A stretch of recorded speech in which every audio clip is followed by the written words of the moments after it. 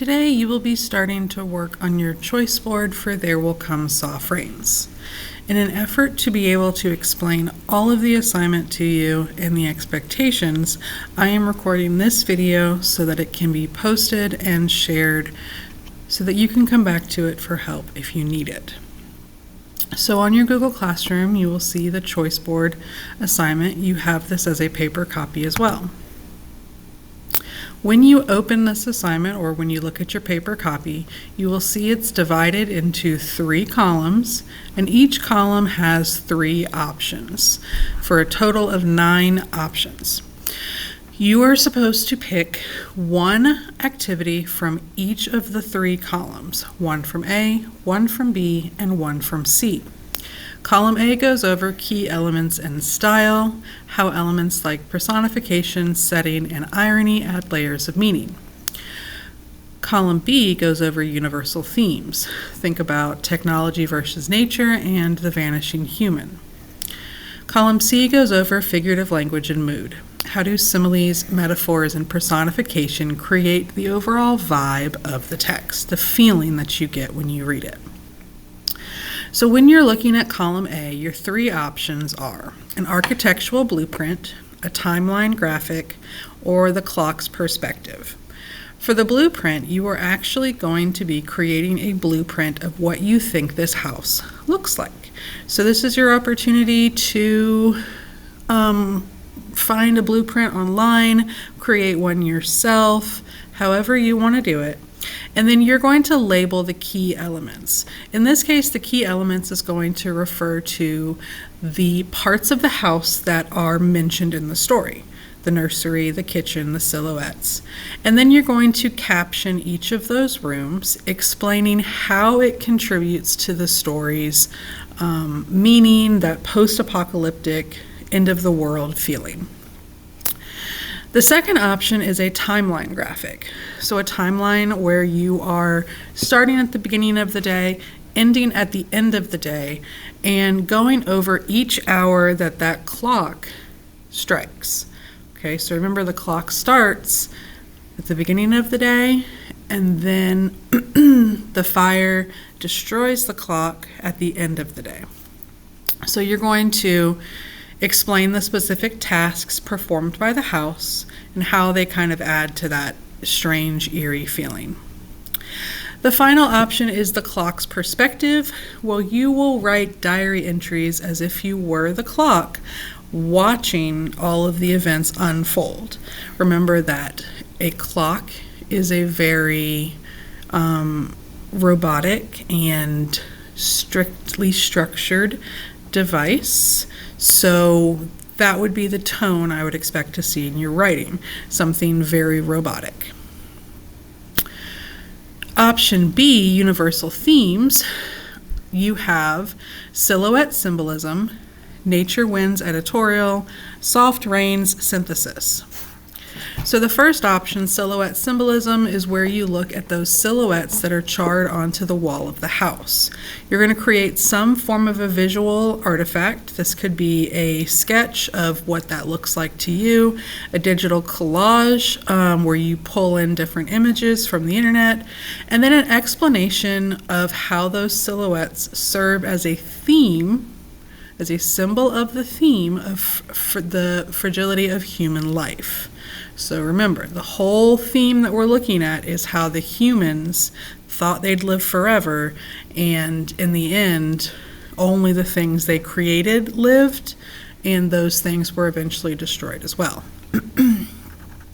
The second option is the nature winds editorial. Here you're going to write a newspaper editorial, so this is going to be an opinion piece from the perspective of the wind or the rain. Explain the theme that technology is temporary, but nature is eternal, using specific examples of how the house fails to protect itself from the natural elements. So you're writing a newspaper article as the wind or as the rain, and just talking about how we thought technology would live on forever, and instead nature wins. The final choice is the soft rain synthesis. Going back to that Sarah Teasdale poem that was included, we went over it, we watched a video for it, and you're just going to write a comparative response explaining the use of the poem to develop the themes that we had talked about. A comparative response is going to be a few paragraphs. I'm not looking for a full 5-paragraph essay, but I am looking for you to discuss and have evidence if that is what you choose to do. The third column is figurative language and mood. You have the mood playlist, metaphorical inferno, sensory language found poem. So the mood playlist, you've done these before. You did one with Romeo and Juliet. You did one with the Odyssey, where you are looking for songs that match the mood of different parts of the story. For each song, you're going to find a piece of figurative language that matches that particular song, and you're going to explain how it creates the mood that you see in the song. So it's really finding music that you think matches the story, and then being able to explain, using figurative language, why it matches. The second option is the metaphorical inferno. You are going to focus on when the house burns down, identify metaphors. Remember, those are comparisons that don't use like or as. And you're going to talk about how that metaphor and personification shifts the feeling from very orderly, very calm, very structured, to this frantic, fear, terrifying mood.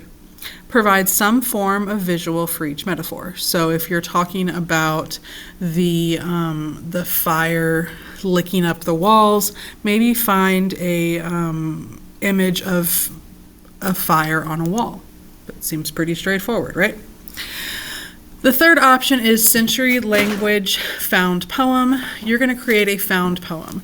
A found poem is where you are pulling the text from the poem and using the words in the story to create your poem. So for this, you could think of like blackout poetry, where you would get a page. I can print off a page for you, and then you'll black out the parts that you don't want to use. After you have created your poem, you're going to write a brief reflection. I'm looking for maybe 4 or 5 sentences explaining the specific imagery that you chose and how it creates a mood. So at the bottom of this, you have references to help you understand exactly what you're looking for in each column. What I wanted to show you as well, you can use any format you want for this. If you want to use Google Slides, that's fine. If you want to use Google Docs, that's fine. My recommendation is that you go into Canva to work on this. So let's say you want to do the playlist. You'll type playlist here in the templates, search, and you'll find different templates that you can use to create this. Now what's great about this is, let's say we go with this first one. You'll click customize, and then you can put your songs here with the artists. And what you'll do next, add a page, and then this is where you can put your text with the actual quotes. Just click add text box, and then you'll type in whatever text you want to include to support your playlist. When you're ready to turn your work in, you'll click share, you'll click download. For the sake of turning things in simply, you'll click standard PDF, and then you'll click download. Once it downloads and saves to your device, that will be what you upload. Now you can upload 3 separate things. That is completely fine. Or if you want to use one Canva document and create everything, then you can upload that as well. It's entirely up to you. I will be here to go over questions, comments, and concerns as you work through. You will have today, tomorrow, and Friday to work on this in class. You'll have, of course, a few start of class assignments to do, like your workbook prep, and possibly a quiz on There Will Come Soft Rains. But other than that, you'll spend the rest of time working on the choice board. Thank you. I hope you enjoy.